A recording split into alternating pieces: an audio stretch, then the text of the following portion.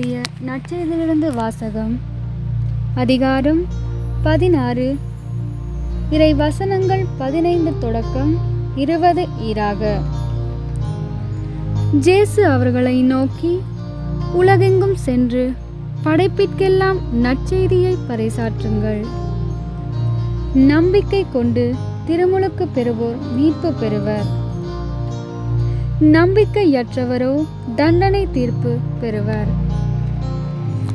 நம்பிக்கை கொண்டோர் பின்வரும் அரும் அடையாளங்களை பெறுவர். அவர்கள் என் பெயரால் பேய்களை ஓட்டுவர், புதிய மொழிகளை பேசுவர், பாம்புகளை தம் கையால் பிடிப்பர், கொல்லும் நஞ்சை குடித்தாலும் அது அவர்களுக்கு தீங்கு இழைக்காது.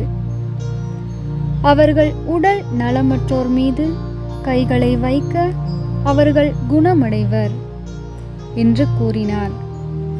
இவ்வாறு அவர்களோடு பேசிய பின்பு ஆண்டவர் இயேசு விண்ணேற்றமடைந்து கடவுளின் வலப்புறம் அமர்ந்தார்.